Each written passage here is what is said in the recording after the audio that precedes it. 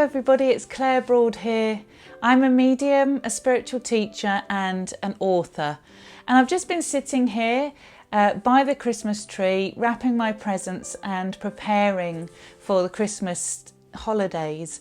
And I always find when I'm sitting here wrapping presents as a time that is almost meditative for me. I sit and reflect. I like to think and send out my thoughts to those in the spirit world who can't be with me here in physical form, but who I send my own imaginary Christmas gift to at the time that I'm sitting wrapping. Now you might think that sounds a bit nuts, but often I think, what would my nan like to receive, or what would my nan have given me? It's just a time when I sit starting to think about my loved ones who have gone before and now in spirit, and the times that we spent together.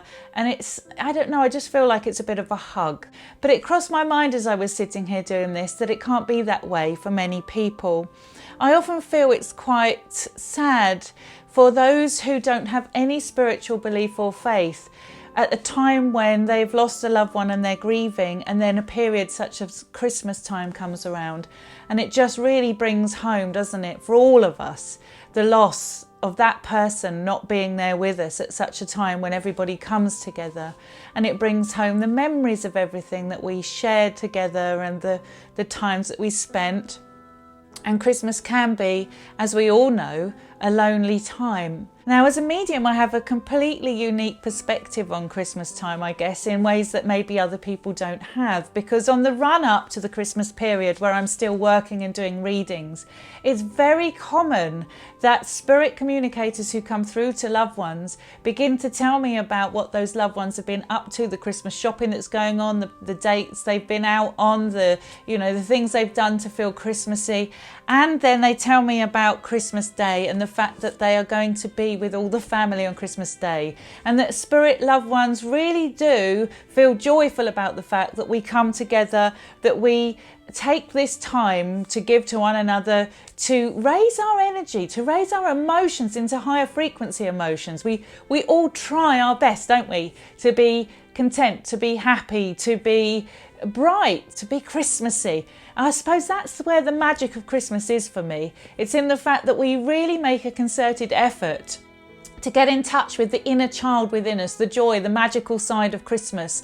And that actually raises our vibrational state of being. It raises our emotional state of being into a higher state of being, and connects us, brings us closer to the spiritual dimensions. And that's why I think in spirit they love this time of year so much, because they can actually begin to feel closer to us, because they're existing in these higher frequency states of being. So this is just a little idea. I would never tell anybody how to grieve. I would never tell anybody what's right for you. I would never tell you what to do anyway, because in spirit they would never tell you what to do. We have free will. This is our journey. We must find our own ways in life, because this is part of the learning and the growth. But instead of feeling at Christmas time, this Christmas time, that you're totally cut off from your loved ones, I want you to know that you're not.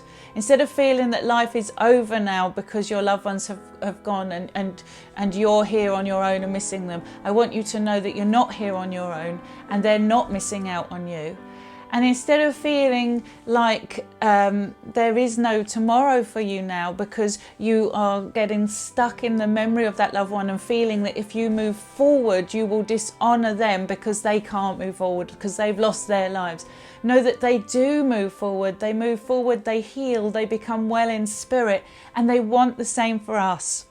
And then when they come close to us, they can take great pleasure out of seeing us living our life, making the most of life, and being with us as we do that. I do understand as well that for us left behind, it's the hardest. I've lost many loved ones, and we feel cut off from them.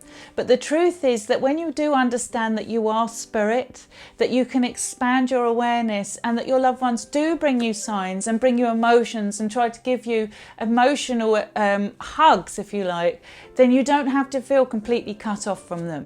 This isn't about not letting go. This is about coming to some point of acceptance within yourself that life has changed. It's never going to be the same. They're not here physically with us anymore, and that hurts like hell.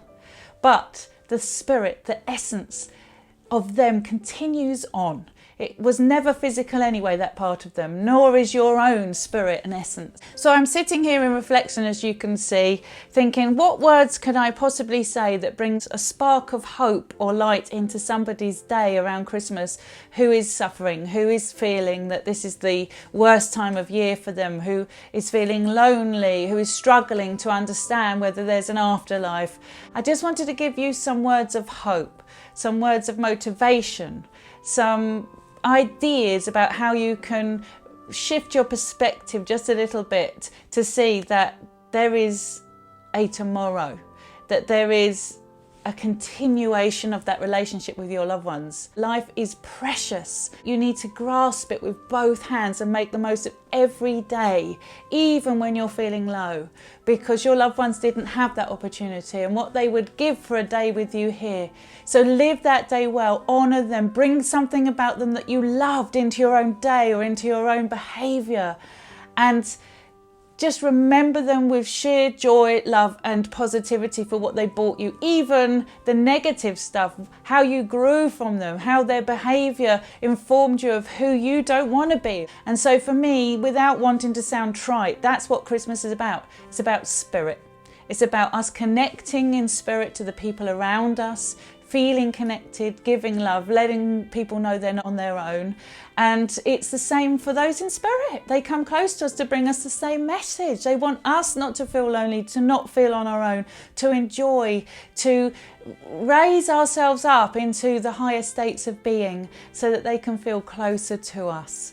So I want to thank you so much for watching my video. If anything I've said here resonates with you, that's wonderful.